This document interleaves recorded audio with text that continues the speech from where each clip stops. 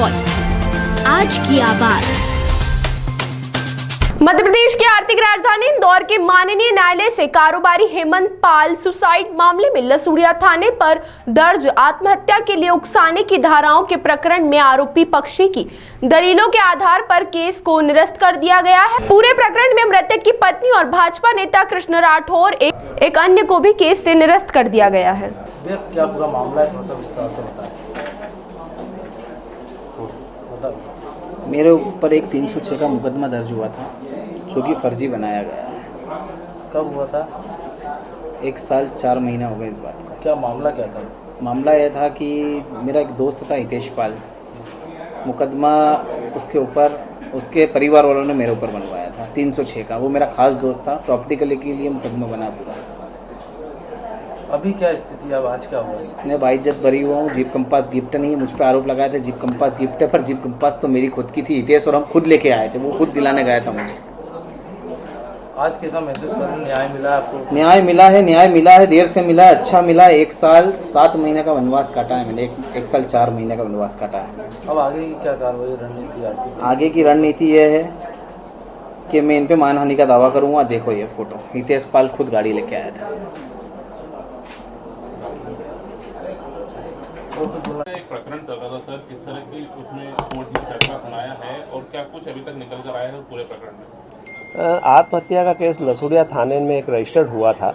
उसमें हितेश पाल ने सुसाइड किया था। उसमें पुलिस लसूड़िया ने इन्वेस्टिगेशन कंप्लीट करने के बाद चार्जशीट फाइल की थी। चार्जशीट के बाद में हम लोगों ने उसको हाईकोर्ट में चैलेंज किया था कि ये फर्जी केस बनाया गया है इन लोगों के खिलाफ, क्योंकि ये लोग घटनास्थल पे उस समय नहीं थे।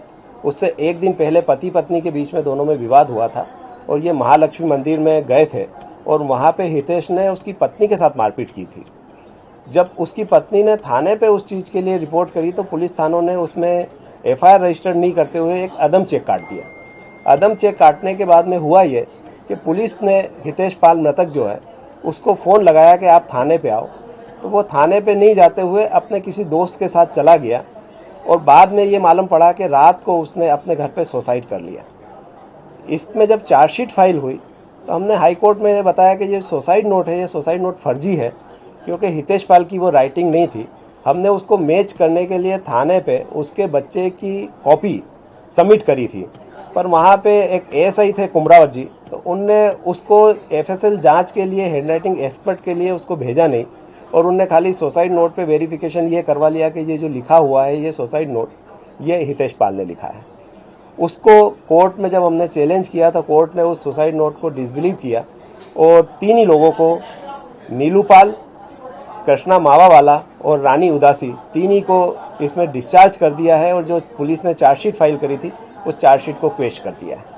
अब इसमें आपके द्वारा किसी तरह की अब इसमें हम सबसे पहले हम इसमें कार्रवाई करने जा रहे हैं उसके परिवार के लोगों के खिलाफ जिनने ये झूठा केस बनाया है। एक्चुअली हुआ ये है कि हितेश पाल ऐसा व्यक्ति नहीं था जो अपने आप पे सुसाइड कर सकता है।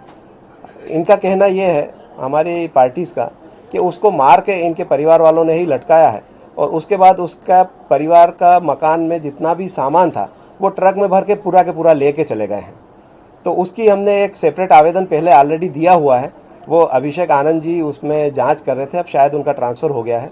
तो अब देखते हैं कौन अधिकारी आते हैं और क्या कार्रवाई करते हैं। अदरवाइज हम कोर्ट में अलग से कार्रवाई करेंगे। किन लोगों का आरोप लगा रहे हैं? उसके परिवार के उसके पिताजी हैं, उसके भाई हैं और एक उनके साथ में उनका बुआ का लड़का राधेश्याम रहता था।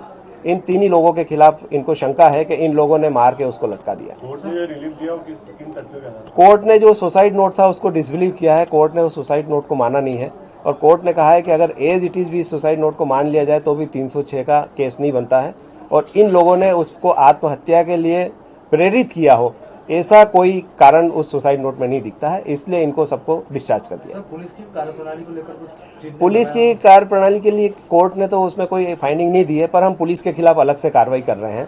टार्स में हम केस लगा रहे हैं और मानहानि का भी केस लगा रहे हैं। अभय सारस्वत एडवोकेट।